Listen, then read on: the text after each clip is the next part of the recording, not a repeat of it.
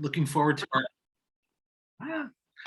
I'm looking forward to our exploration this evening, and I'm going to share with you a variety of materials, starting, of course, with the psalm itself from the Tanakh, from the Hebrew Bible, then various commentaries, ancient, medieval, and modern, some of them written even in the last few years from Jewish, Christian, and other sources. Some are visual, some are musical, some are poetic. And we'll see where all of this leads us at this season.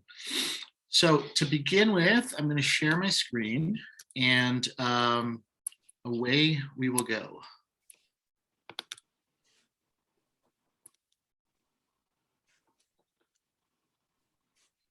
Just let me know that you can see that. If you can see that, can you see that? Yes. Okay. Yes. Wonderful. Yep. Now I just want to make sure I can see as many of you as possible.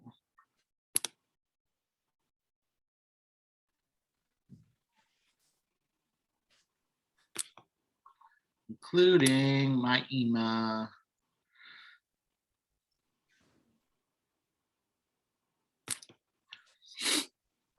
Okay, so the first thing that I want to do is just a few basics about Sefer Tehillim as a whole, to make sure that we're starting on the same footing. I did this the last time some of us were together, and I try and do it regularly since people come with different levels of background and experience and familiarity with these texts and traditions.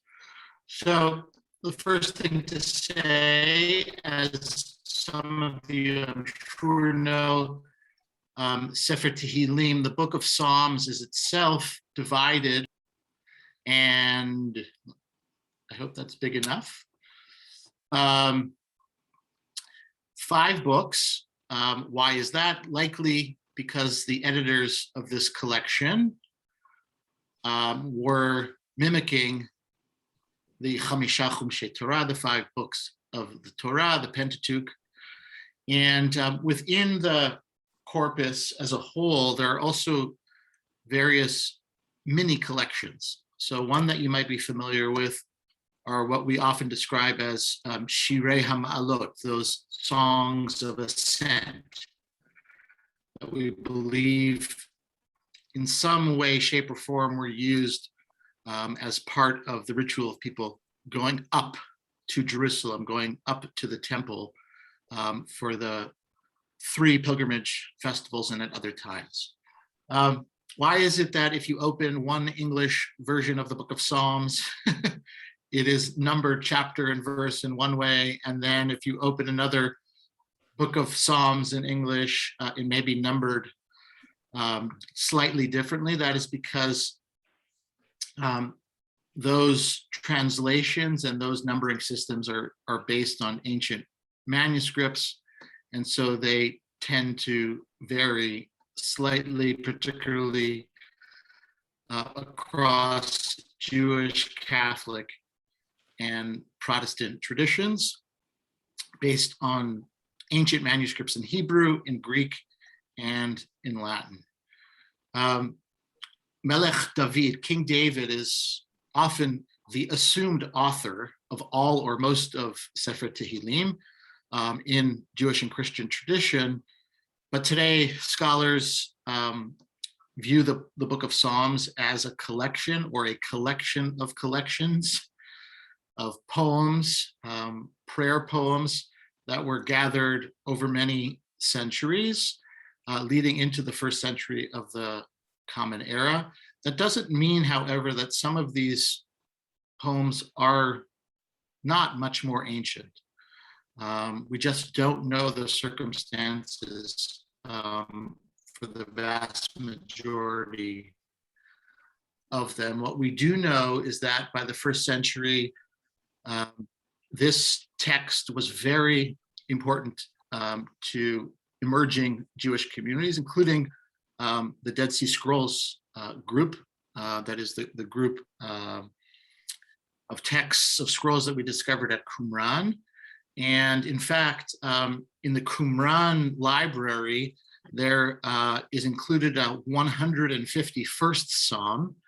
And it's interesting because in that context, they make reference to the fact that in other communities, 150 was the number that was established. So they talk about this 151st Psalm as an additional Psalm. And we know that in various Eastern Christian contexts to this day, there are more than 150 Psalms. Sometimes with students, I ask them to imagine what their 151st Psalm might be.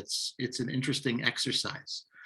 If you were given the opportunity to add your voice to this collection, what would you do? What would you add? As a side note, some of you might know and recall that the very first Psalm, Psalm 1, is dedicated to a life of Torah, right? The psalmist speaks beautifully about a life of Torah, and Psalm 150 ends with tefillah, with prayer. It's a part of a chain of hallelujah psalms at the end of that fifth book. And in some ways, those psalms serve collectively as a kind of doxology. That is to say, at the end of each of the books of Tehillim, each of those 5 books, there is a statement of faith. And collectively in the 5th book, those hallelujah psalms say it all with that one word, hallelujah. And we'll come back to that in a moment. The book of Psalms also, as you can see, it's the most quoted of the biblical books in the New Testament. And famously, for example, Psalm 22 is on Jesus's lips when he is crucified, and exactly what he means when he says, God, for how long, right, will you abandon me? Is that a part of his ascension? Is that his movement from being human to divine in Christian tradition? Does he, in fact, feel like he has been abandoned, or is he telling the people all around him who are seeing this gruesome scene but are familiar with that psalm, that if you read until the end of the psalm, things will get better, so that they should not lose hope, that they should not lose faith? So it's an interesting question in that context. Sefer Tehillim is probably the book that has been used most widely by Jews and Christians for centuries. That is to say, there may be other books that people discuss at length, but this book has been used in public and private prayer contexts by countless numbers of people over the centuries.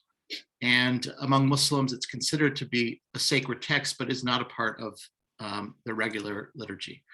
As some of you likely know, modern scholars began to do the work of form criticism and talked about different ways to classify the Psalms. Are they hymns? Are they laments? Are they psalms that celebrate royalty? Are they psalms of thanksgiving? And that categorization is helpful, but I think it should always be used heuristically, because the poets themselves were not categorizing the Psalms that way, and were not saying to themselves or to their audiences, I am now writing this poem in this particular way rigidly. So you can find, like in the Psalm we're going to look at, expressions both of faith and of doubt, of certainty and uncertainty. Some Psalms are national in focus, right, including some snippets of history that are helpful to us. Some are pleas for protection, some thanksgiving for victory. One of the things that I find powerful about the Psalms, and as several commentators have pointed out, over part of the power of Sefer Tehillim is the use of the first person singular.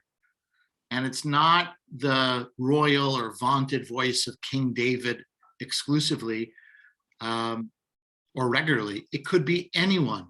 It could be any of us in any circumstance one of joy or one of despair. What's also interesting about the Psalms is that there is a play between the individual and the communal voices. And sometimes it leads us to wonder how these were enacted.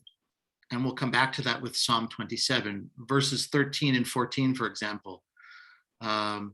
When we say today on the high holidays or in advance of it, for example, Lulei hamanti lirot b'tuv Hashem be'eretz chaim, kaveh el Hashem chazak be'yametz libecha ve'kaveh el Adonai.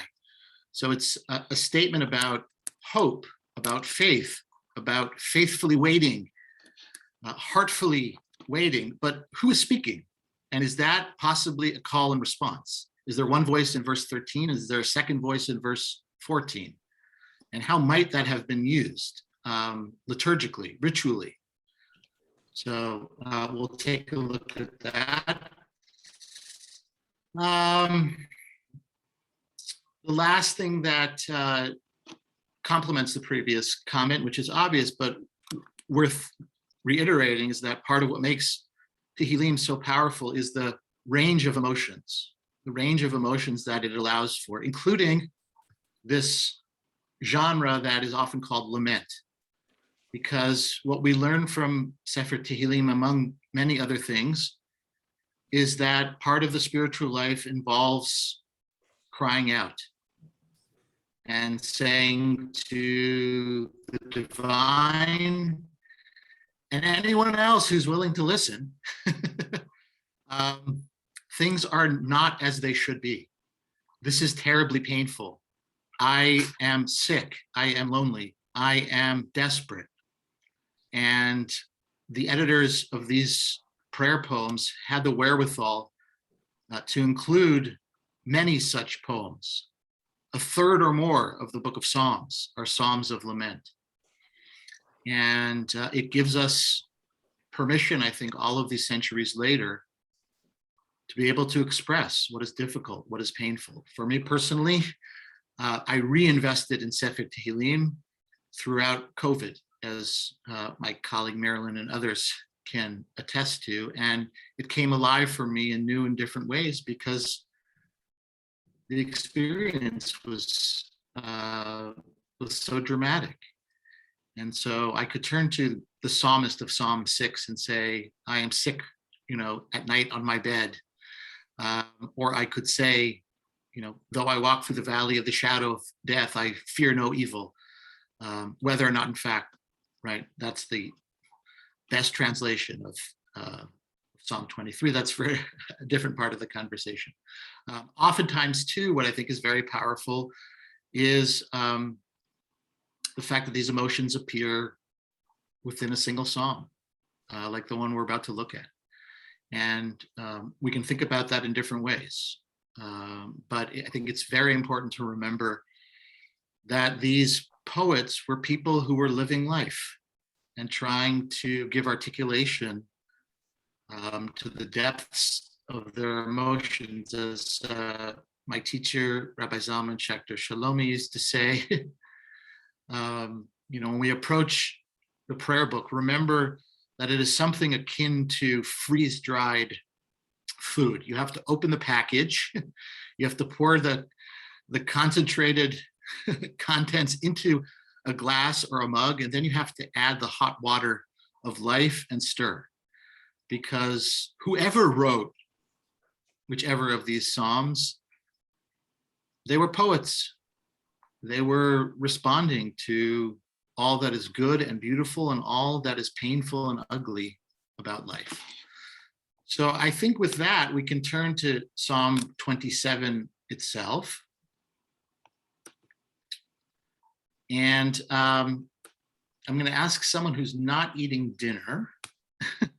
If you are eating dinner, the te'avon continue. I have my Diet Coke next to me, Rabbi Ellenson, you'll be proud to see.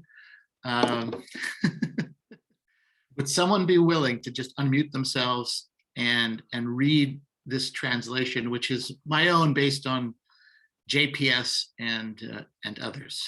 And if you come upon a Hebrew word if I included Hebrew words here, and they're difficult to pronounce. Don't worry about stumbling over them. I'm also happy to help. But who would like to read?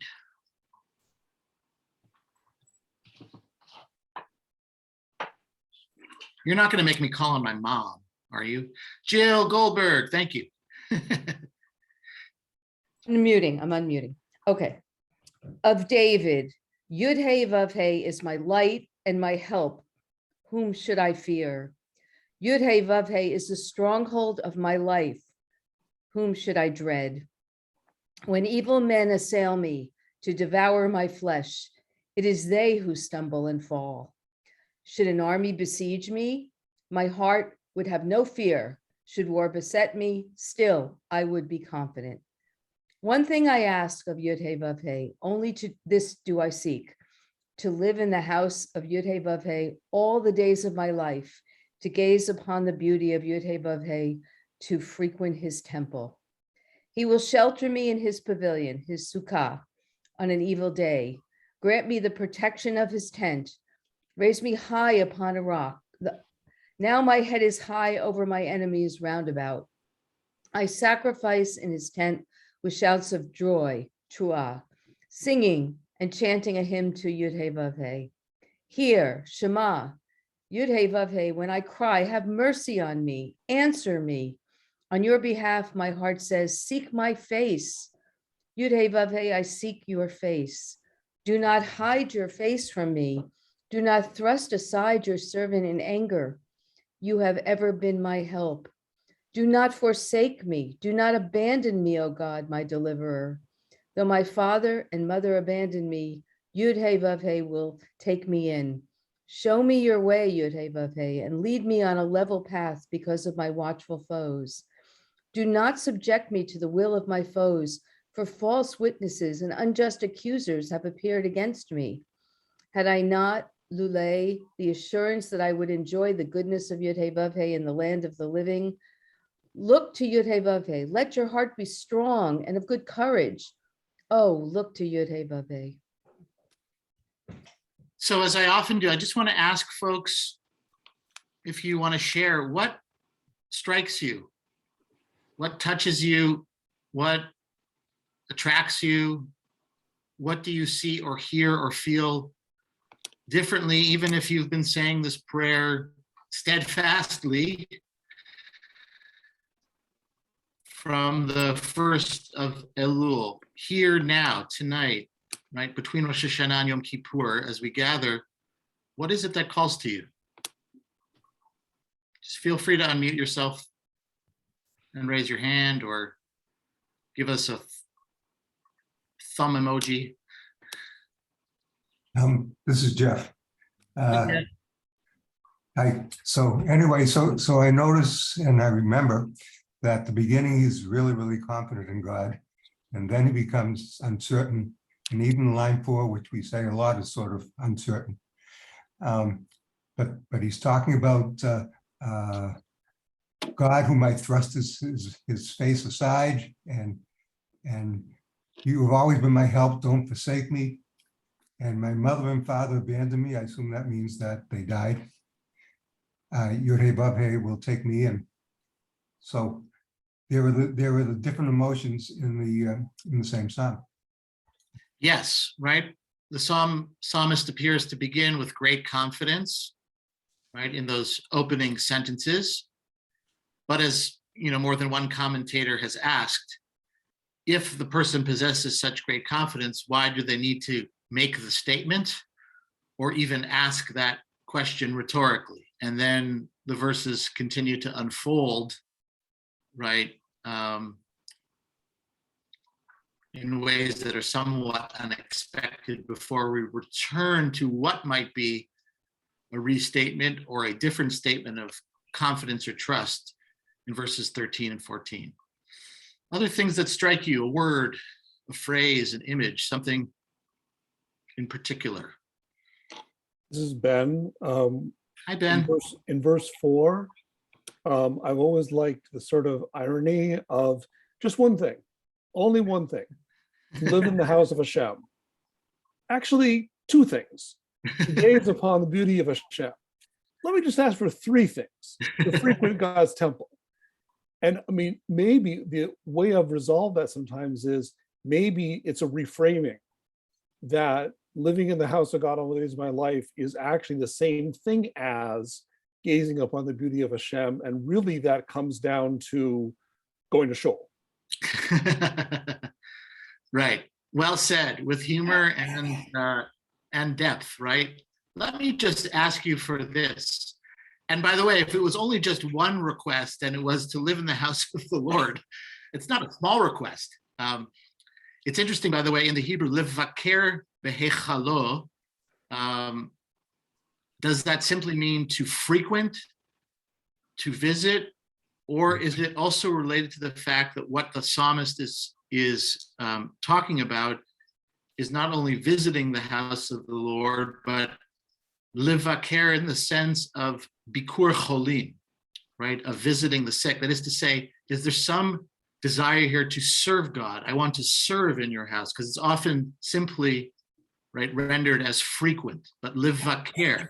And then some classical commentators say, when do I wish to frequent or visit or serve? Well, the answer from that rabbinic perspective is obvious. For Shachrit, for the morning service, and then for Mincha and Mariv in the afternoon and the evening. So the shul metaphor, Ben, is an apt one. We'll come back to that sentence in a moment. I'll share with you one of my favorite Hasidic renderings of it that has to do with Achad she'alti me'et Adonai ota avakesh.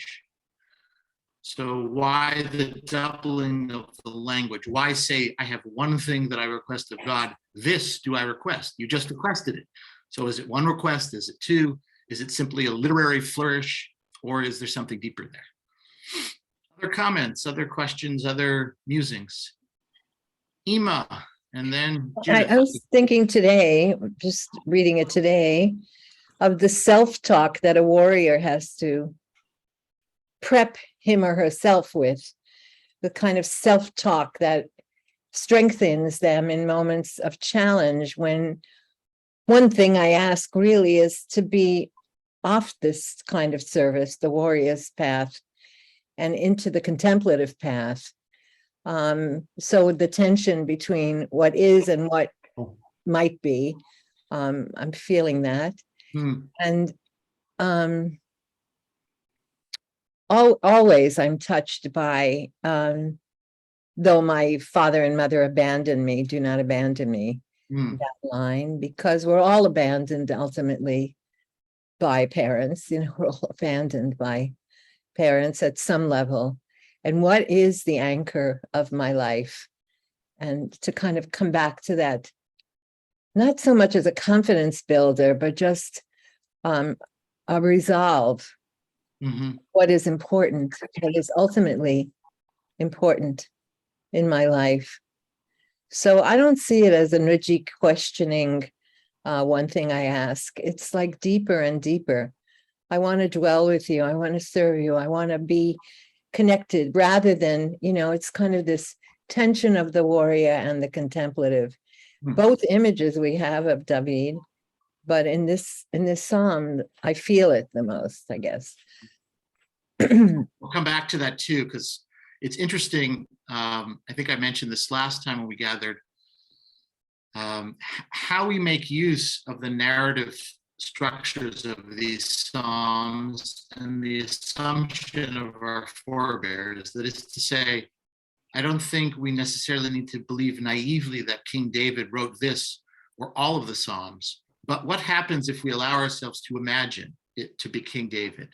Or to use, as you're suggesting, King David the warrior and King David the poet as models of personalizing this.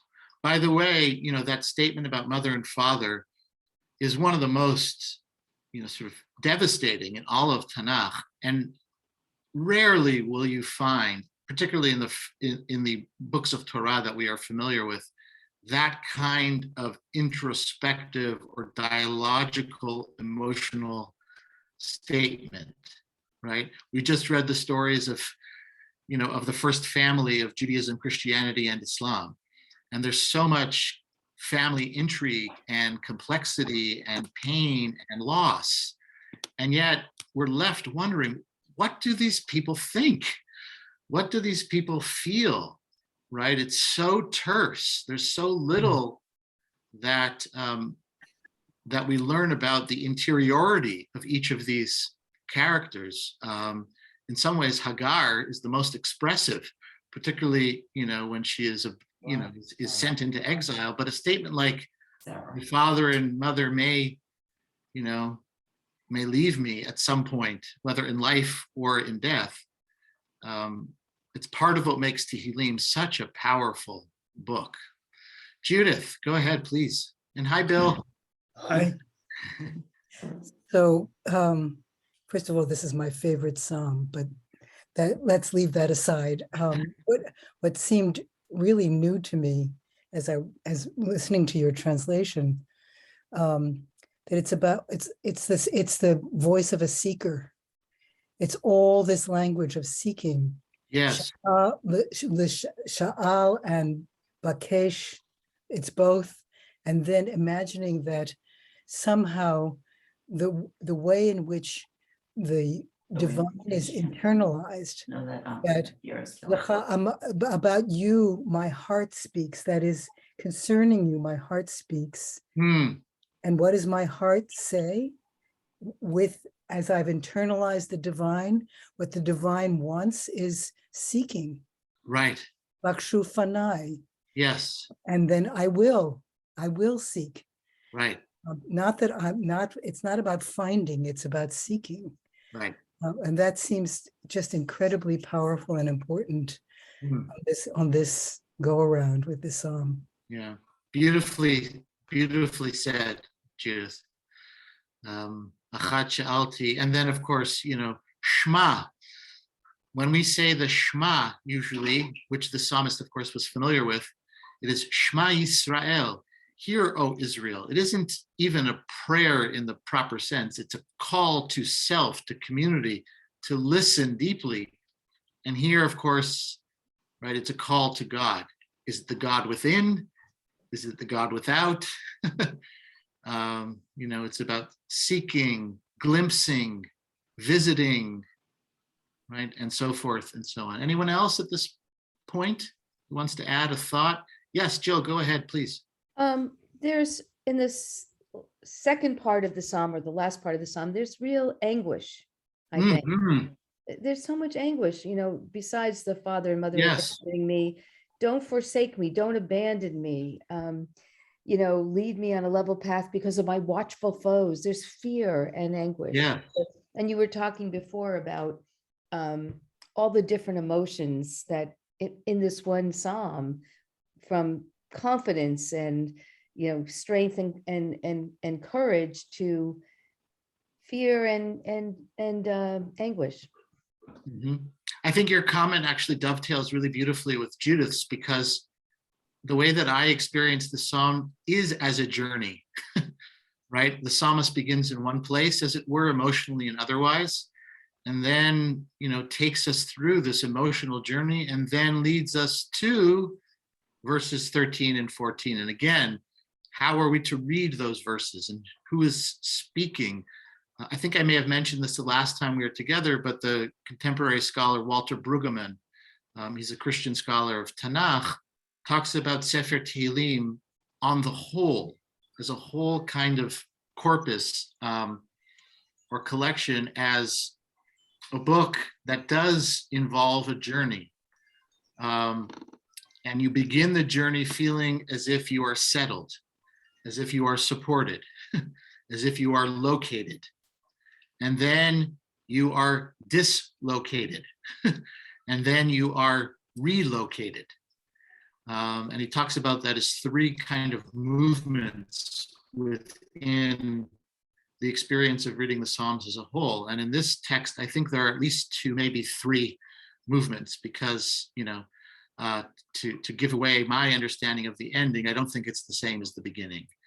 The words are similar, but I think, like anything in life, it's a spiraling, emotionally, spiritually. We never find ourselves in the same place, as it were. Anyone else? Marilyn, hello. Hi, how you doing? Good. I haven't seen you in 3 days. It's unheard of. Right. So in the dislocation in the middle, I just noticed very clearly how it switches from this sort of third Yes. thing to the you. Yes. It's very brief, it's like, and it's probably in the most angst-ridden part, the most like emotional part. And it just struck me like it's not as theoretical as some of the other pieces. Suddenly it's like, an I thou situation, and very, very personal. Like, I don't thrust me aside your servant in anger. Like that's, down and dirty relationships, right? Like it's Yes. not just that I seek you and you seek me, but please, when you get pissed at me, don't forsake me. It just feels this section just feels very real in the you and I aspect. Yes, that's an important close reading, right? To whom is the psalmist speaking at what points during this journey? So in the first few verses, it's God in the third person, and then, right, as trust gives way to fear, to anxiety, it is, right, a direct address. I think I saw one more hand, if I'm not mistaken. Debbie, did you want to add something? And then Jill? No, okay, Jill, go for it. I just wanted to talk about 13 and 14, because who is the psalmist talking to? Is he talking to us? Is he talking to himself and Right. building himself up? We will get there, I promise. Okay, I just wanted to throw it out there. Thank you, thank you. So I just want to offer you a kind of gleaning of some highlights, if you will. And several of them you already pointed out, that Psalm 27, right, is a unique combination of trust and lament. Looking at verses 1 through 6, and then 7 through 14, and then one could, right, put in parentheses 13 and 14. The shift in address, as Marilyn said, right, is the second piece. Of course, we know that this is prominent during Rosh Hashanah, Yom Kippur through Sukkot, beginning with Elul. Why? Right? We could come up with some interesting answers and then also provide you with a few historical reasons, some of which are deep and meaningful, and others are, like many things, historical, complicated and not entirely clear. And as we know, of course, the psalm is used in various contexts, but in Jewish and Christian liturgy, of course, it's used for funerals and for mourning purposes. So I want to just share with you a few different commentaries as we go, verse by verse, not all of the verses, but some of the more interesting and complicated verses. So Imam, I'm going to invite you to read again, because you intuited the commentary on the bottom of the page. So where do you want me to read? Yud-Hey Vav-Hey is my light and my help. Whom should I fear? Yud-Hey Vav-Hey is the stronghold of my life. Whom should I dread? Rabbi Yosef Chayun on Commentary on Psalms from 1497. David composed the psalm for those occasions when he would march to battle against his enemies. His purpose was to strengthen his own and his warriors' resolve to fight and to pray for victory. So, how do we use liturgy? What are the purposes of ritual or ceremony, right? What is it that we might feel or think? What is it that we want to think or feel, right? As you said before, the kind of self-talk. You're looking at the date and knowing something about Chayun's biography too is powerful. 1497, he was a prominent rabbi, of course, in Spain and through the expulsion, and what is he saying to his generation, and then how do we hear it? How do we see it, in our place in time? Going from the medieval period to the contemporary period, right, from the Northeast, right? Here's just one simple expression of what it means to try and say, God is my light along the winding path.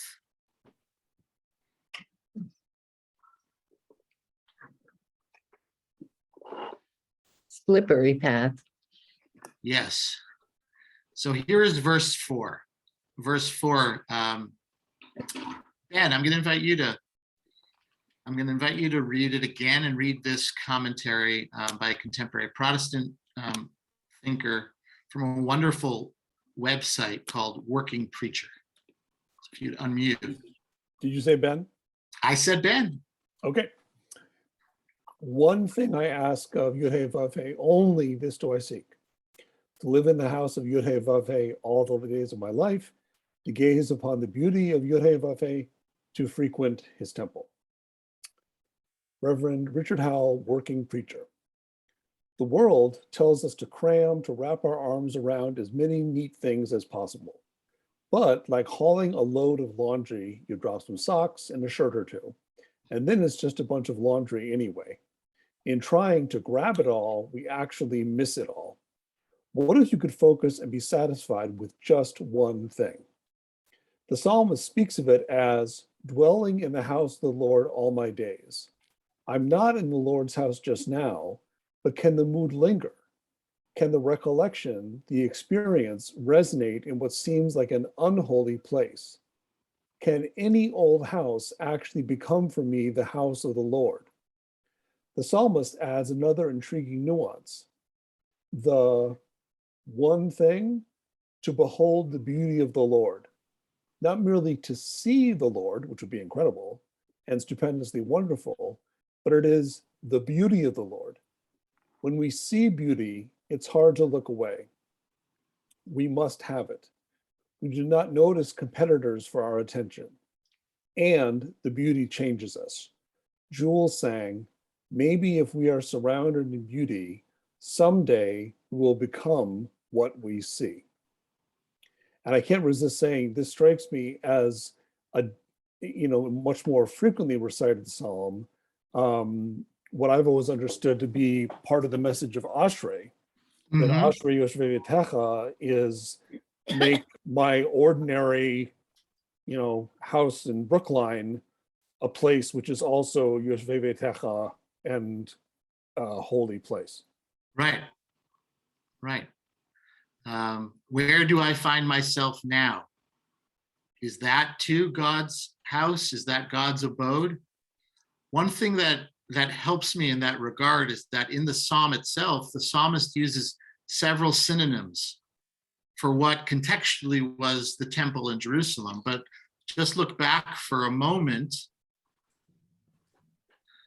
I'll show you the Hebrew, but I'll translate to make sure no one is lost along the way. But Achad sha'alti me'et Adonai ota avakesh shifti b'veit Hashem. So you have Bait, then you have ulevaker behechalo, right, in the Heichal. So house, temple.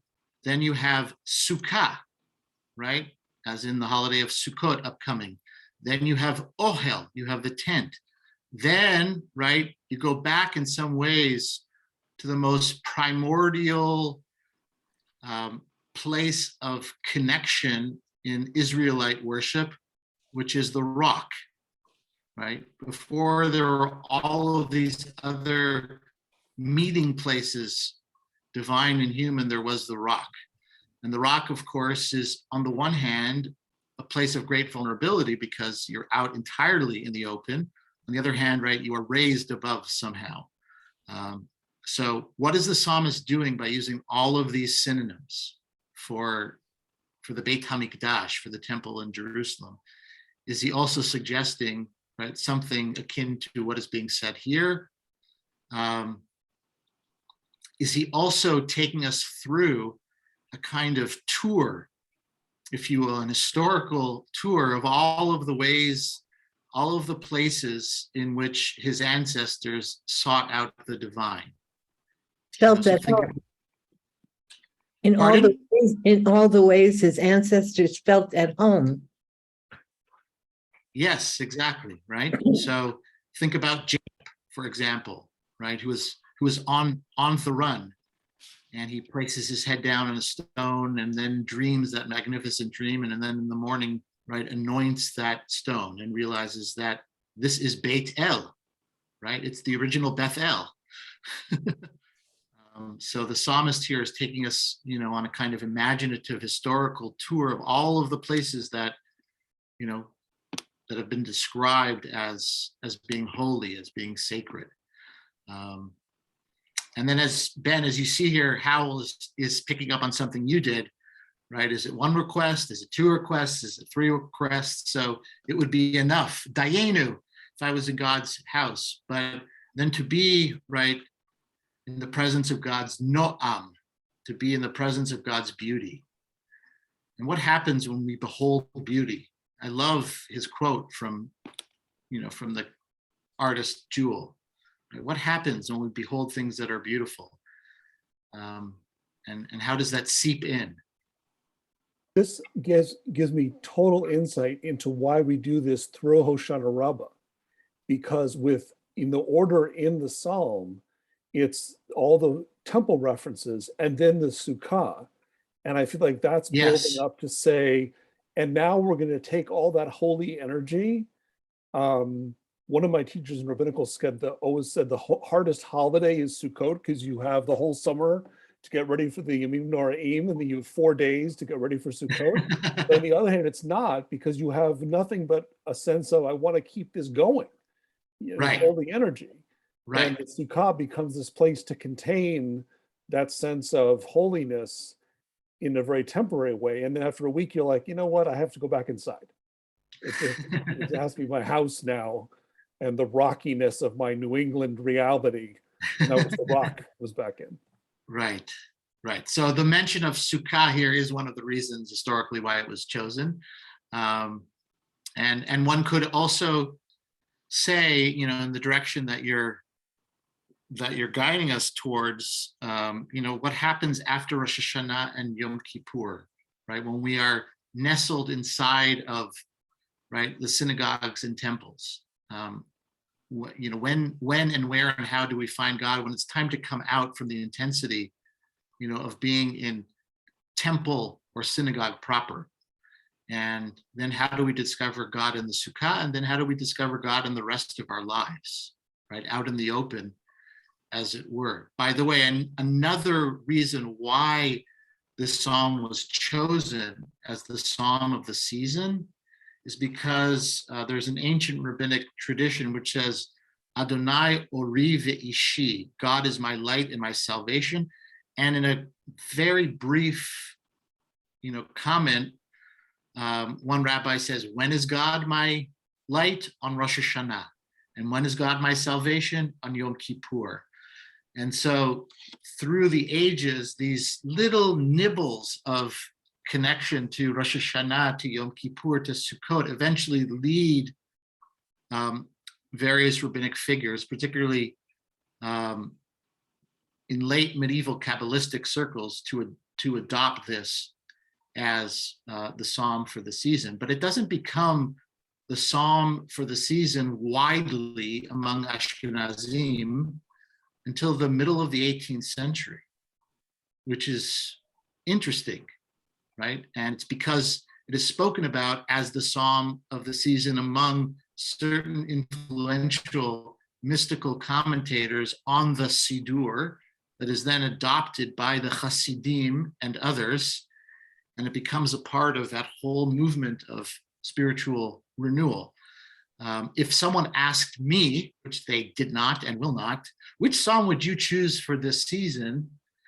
I might choose 27, but 51 would be another very good choice, which is also framed in terms of the narrative of King David's life in a moment where he's confronted about his sinfulness, and in which he articulates, whether adequately or not is another question, his remorse for sin against Bathsheba, her late husband, who he has essentially, led to slaughter, to the communal trust, right, of the people.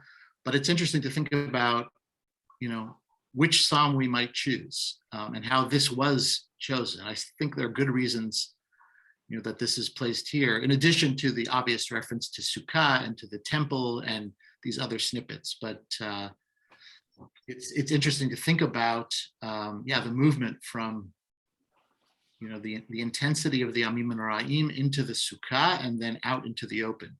I wanted to play for you. Do you see on the screen before you the video? Two different versions of Achat Sha'alti Me'et Adonai Ota Avakesh. And I do so with a smile, not because this is, lighthearted or simple, but it's fascinating to me the ways in which each of us understands and imagines what it means to dwell in God's abode. So the first is from Yonatan Razel and his family, or at least the male members of his family. He's an Israeli Haredi composer and singer, who to my heart and mind composes and sings very beautiful liturgical music. So we'll see where he places this video for Achat Sha'alti. Let me know if you can see it and hear it.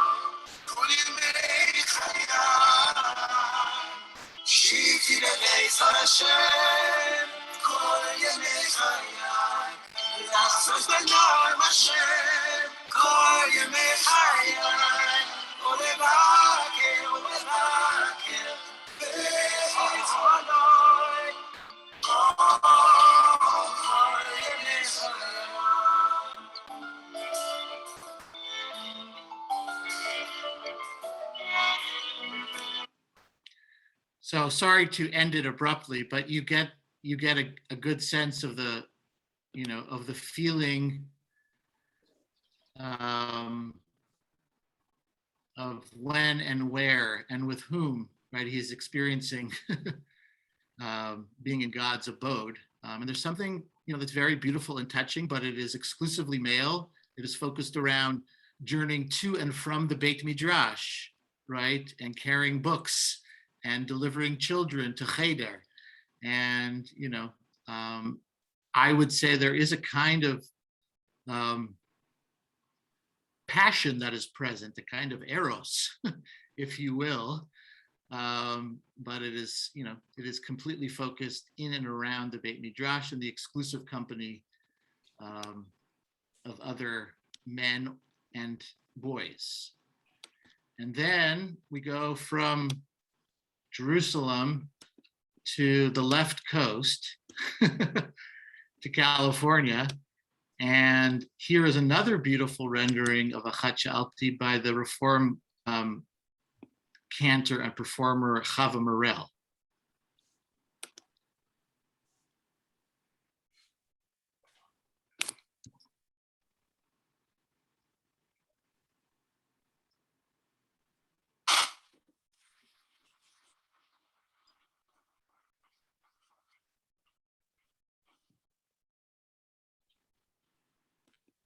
Oops, try that again.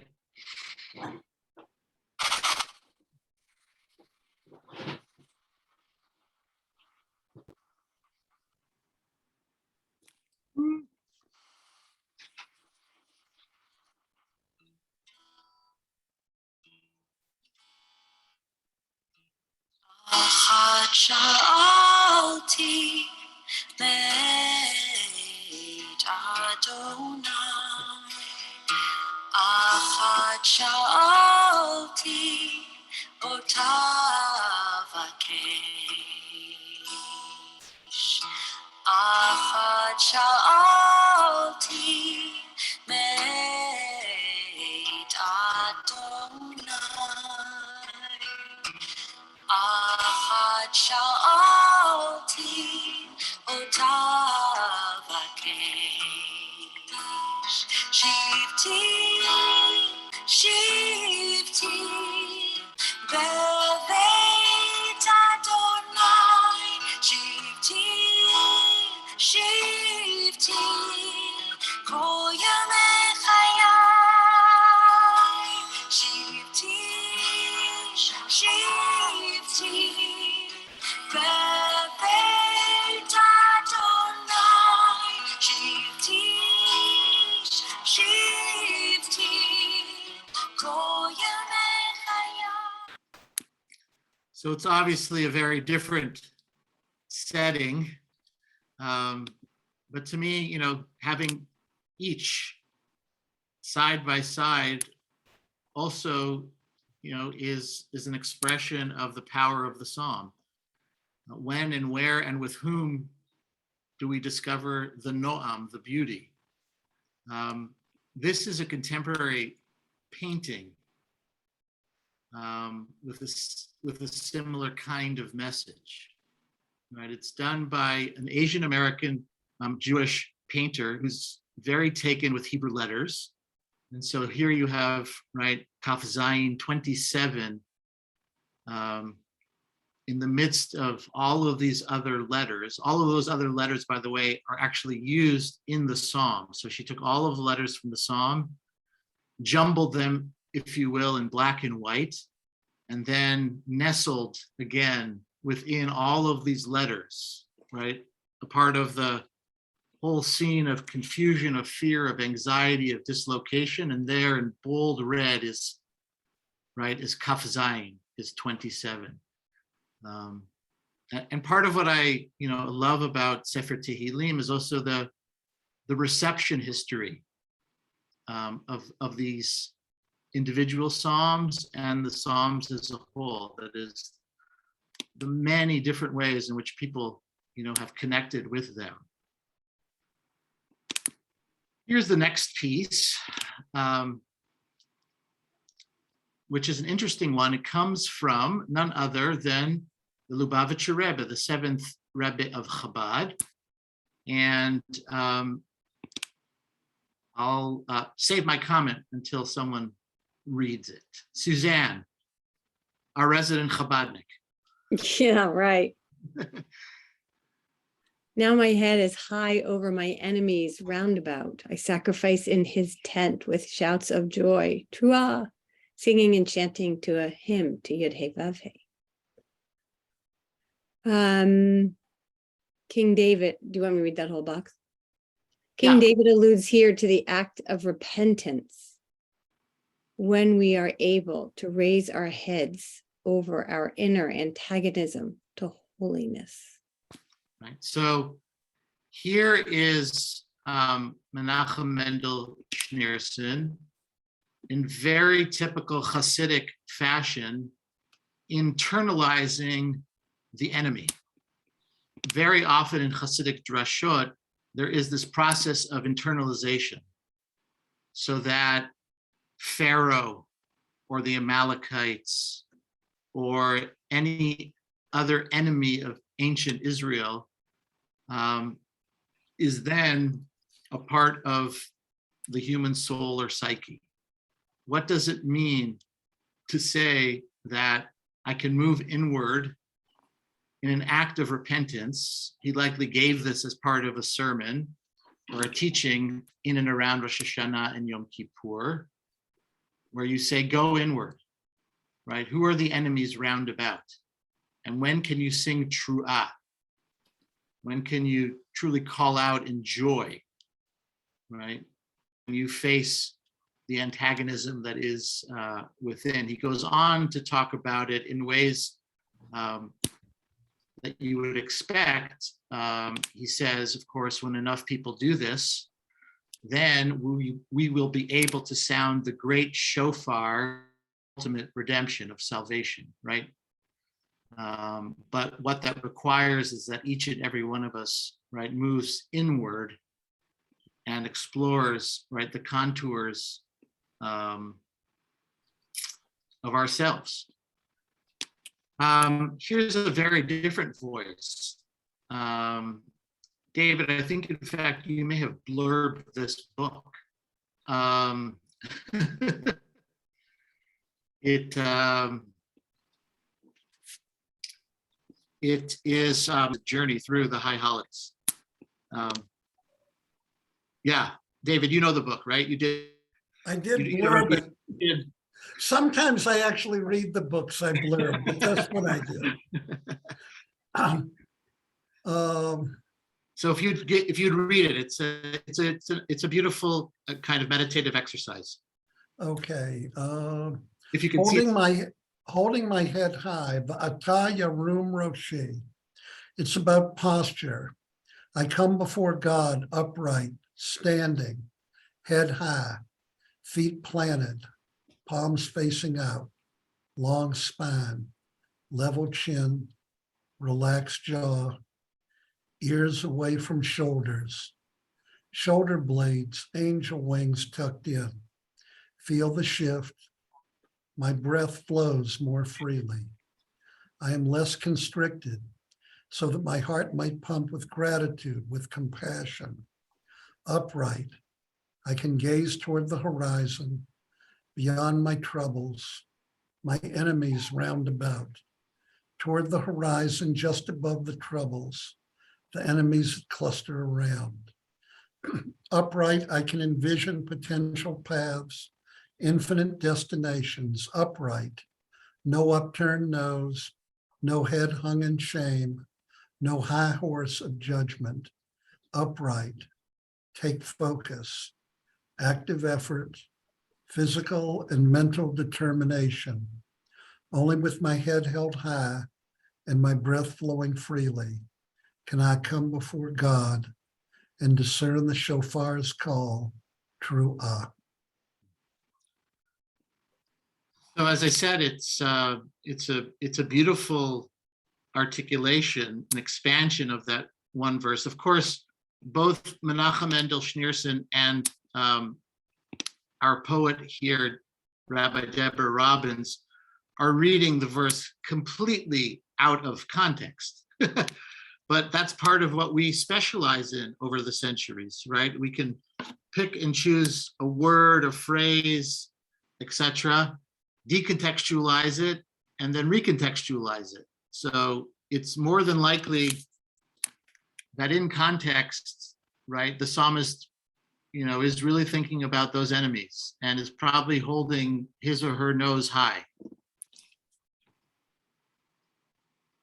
But here it becomes an internalized experience. What does it mean to meditate on the work that one needs to do? And the difference between standing tall and proud and looking down on others is really quite beautiful. I wanted to turn to a couple of other verses as we are winding down. Gail and or Joe, would you read this one for us?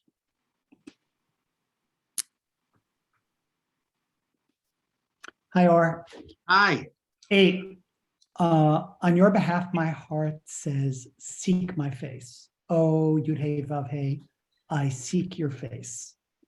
Verse 8, Rabbi Meir Leibush Ben Yechiel Michal Weiser. Is it Weiser? Yeah, it's or Visser, but it's usually the Malbim.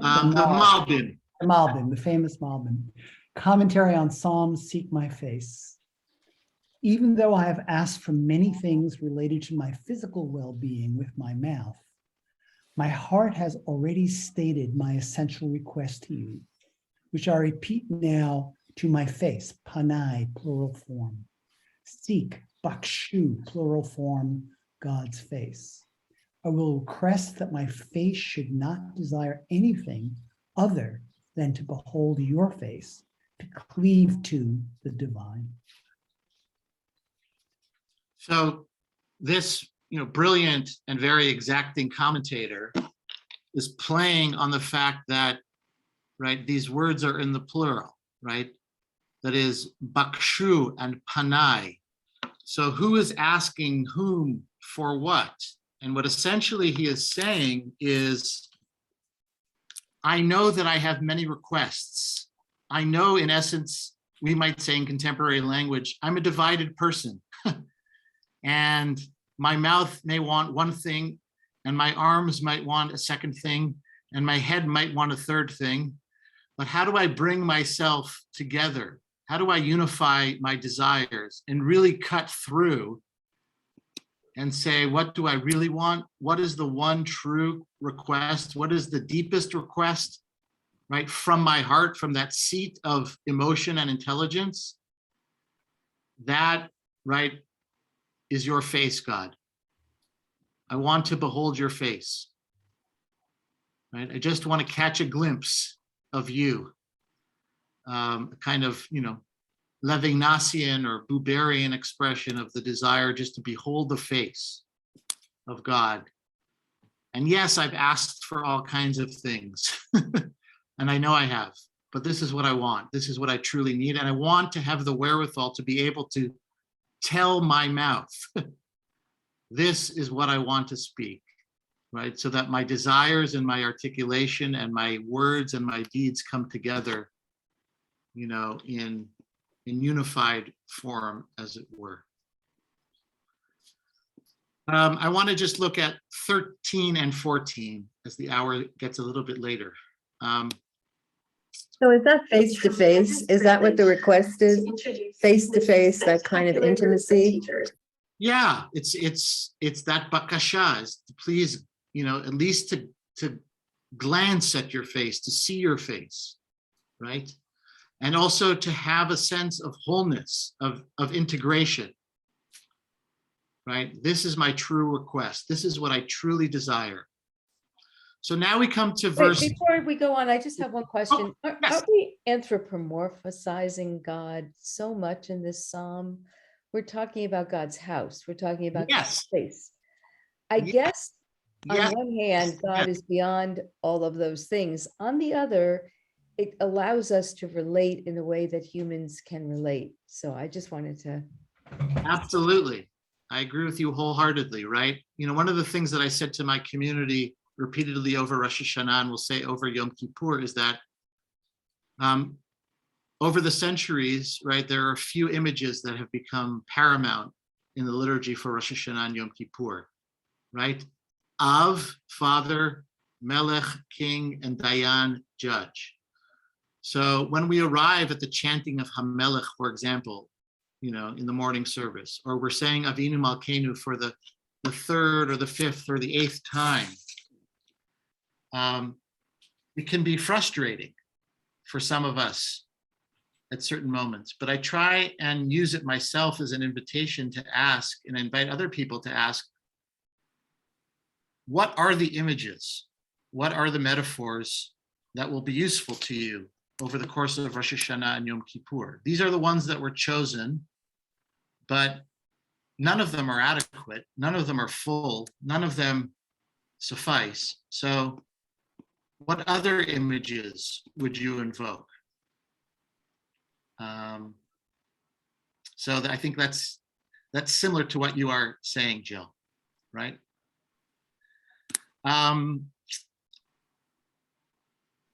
Would someone read this 13 and then we'll look at 14? Jill, why don't you go on, because you had asked about 13 and 14. Okay. Okay. Had I not, Lulai, the assurance that I would enjoy the goodness of Yud-Heh Vav-Heh in the land of the living. Verse 13, Babylonian Talmud, Tractate Berachot, 4a, Lulay, if not, or had I not. The word Lulay has markings above it, which the sages explain as follows. David said, I am certain that in the world to come, you will reward the righteous, but I do not know if I will have a share in the reward with them. So what's interesting to me here, first of all, is the fact that from time immemorial, there have been these mysterious markings, as if, right, all along people understood that this word lulay is a complicated one, and what it indicates is uncertain, it's ambiguous, but it allows for different kinds of interpretation. And here, the reason I chose this interpretation is because the Gemara picks up on the ambiguity of the word lulay, and like with the first commentary, it returns us to the narrative of King David. In a very humanizing way, I think, King David says, I believe in Olam Haba. I believe that there is a world to come. But what I'm unsure of, right, picking up on the uncertainty of the word lulay and the markings around it, is what my fate will be. Feels like a very honest kind of human reckoning with the lives that we're trying to live, and with an honest assessment, a cheshbon nefesh, right? I know that there is a world to come, but I don't know if I have a place in that world to come. And again, I think by placing it in the mouth of King David, whether one believes he was the author of any or all of these, is a very helpful kind of narrative device to make it more personal and more human. You notice, by the way, that in the JPS translation, lulay, had I not, is followed by an ellipse. I think it's one of the great modern acts of translation that we have. I don't know who decided that, but I think it's just brilliant because of the ambiguity of that word lulay and who the speaker is and what the person intends. So take a peek at this. This is from my colleague, my co-teacher, Andrew Davis, who's a professor of what is still called the Old Testament at Boston College. But now that he is tenured, he's working on changing the title of his appointment. But I think it's a really beautiful summation of the psalm as a whole. Sarah. Older Testament. Sarah.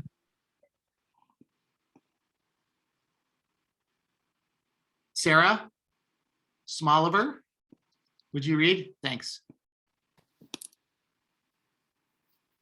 Had I not lulay, the assurance that I would enjoy the goodness of Yud-Heh Vav-Heh in the land of the living, look to Yud-Heh Vav-Heh. Let your heart be strong and of good courage. Oh, look to Yud-Heh Vav-Heh. The ending of Psalm 27 is highly ambiguous. Some translations take verses 13 to 14 as a straightforward declaration of faith, excuse me, as if the speaker is returning to the confidence that began the psalm. Other translations hedge on this certainty. The NJPS, for example, renders verse 13 with a conditional clause, had I not, and an ellipsis. At issue is a single Hebrew word, lulay, which could support either translation. The word is challenging, but we should not rush to choose one translation over the other. Instead, in the spirit of the rest of Psalm 27, we may see the ambiguous ending as another invitation to acknowledge the trust and doubt that comprise a life of faith. Right? So there doesn't have to be a choice, as it were, but we can allow the ambiguity also to guide us in different moments. Here is one of my favorite recordings of Lulé from my childhood. And the reason that I like it is because I think that the musicians actually capture the spirit of the ambiguity, the kind of longing, the desire for trust, but a trust that comes out of seeking and of pain and disappointment and of trying again to discover.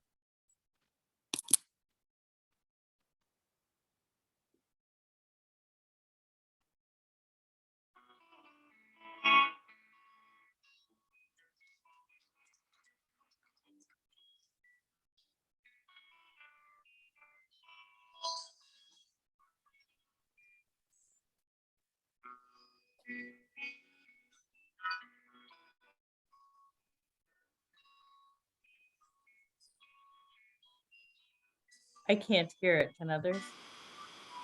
No. No. I'll try again. Try one more time. Try one more thing. Whoops.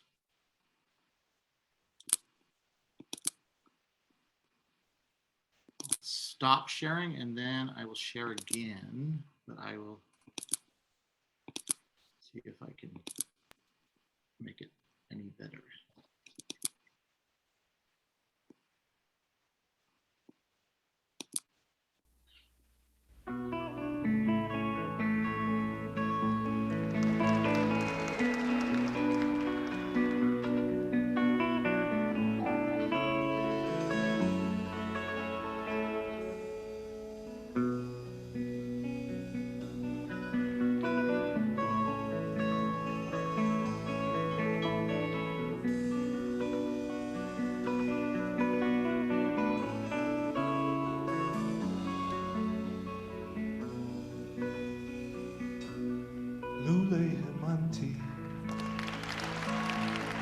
Liros betuv Hashem, Liros betuv Hashem, be'eretz chayim, lulei hemanti, Liros betuv Hashem, Liros betuv Hashem, be'eretz chayim. El Hashem, Chazak v'yameitz libecho, Chazak v'yameitz libecho, Kaveh El Hashem, Kaveh El Hashem, Chazak v'yameitz libecho, Chazak v'yameitz libecho, Kaveh Levanti, Liros betuv Hashem, Liros betuv Hashem, be'eretz chayim, Levanti, Liros betuv Hashem, Liros betuv Hashem.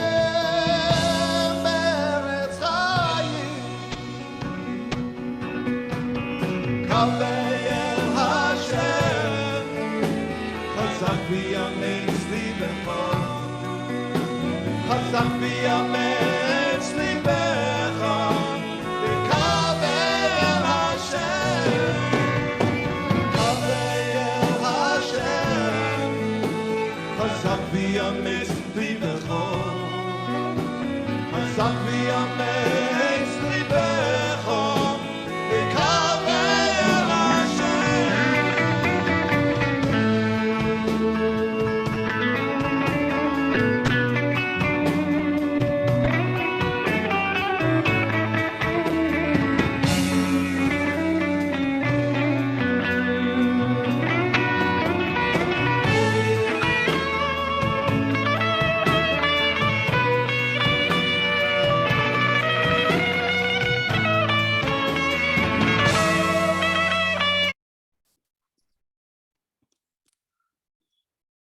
So I hope that was hearable the second time, but part of what I like about it in particular is the guitar, because it sounds a little like the wailing of the shofar.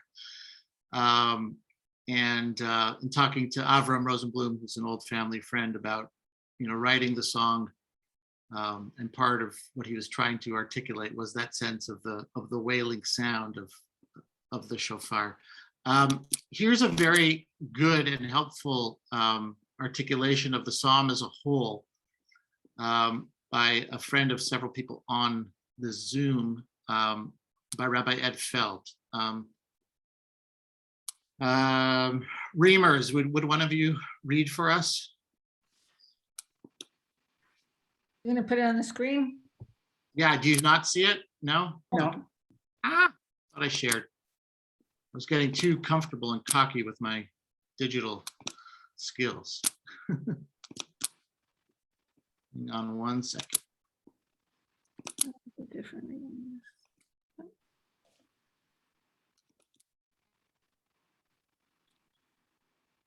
You see it now? Yes. Great. Psalm 27, a questioning faith, Psalm season, by Rabbi Edward Feld. There are times when we are sure of ourselves and then questions arise. Our sense of confidence deserts us. The questions which we never truly face now overwhelm us, and we are left to try to pick up the pieces. Psalm 27 narrates that very story. It begins with a voice that is supremely confident. Adonai is my light and my savior, the stronghold of my life, whom should I fear? It is the expression of a person who is a true believer. I know God is with me, and so I have nothing to fear. That faith is expressed here as a rhetorical question: whom should I fear? The answer seems obvious to the speaker: no one. But the rhetorical question then leads to another reflection, essentially a question: what is missing? If I have no fear, is something else gnawing at me? Yes, says the narrator, I live a life of faith, but I don't truly feel God beside me. Would that I could be with God, visit with God, walk with God, feel God's wings embracing me. And the recognition that God is not a palpable presence leads to a review by the narrator of experienced losses, a sense of desertion. I live in a world which can be treacherous. Many of the people I know lack integrity, are corrupt, are unafraid to pervert the truth. Even my mother and father are imperfect. They live their own lives, and they too may desert me in my hour of need. So all I have left is my faith, a faith to see me through these dark times. I hold on to the hope it gives me, but hope is such a thin thread. What are we left with at the end? The psalmist, through an internal dialogue, has raised deep questions, has taught us that the world of faith, when it is truly examined, does not issue in self-confidence, but in a life fully aware of vulnerability. That's hard to live with, but that's all we really have. So I think it's a very powerful reading of the psalm, and a very honest reading of the psalm. The one possible disagreement, or the one antidote perhaps to this kind of existentially painful circumstance, is that verses 13 and 14 are actually said not as an internal dialogue, but as a dialogue between people, so that the importance of the individual engaged in interpersonal relationships and in community becomes even more important, particularly at this time of life and death reckoning. So one person might say, Lule Heamanti, right, with all of those markings and the ellipse. And then the second can say, Chazak ve'ametz libecha. And that might be, how it is on Rosh Hashanah. And then on Yom Kippur, the second person might say, Lule Heamanti. And the first person says, Chazak ve'ametz libecha.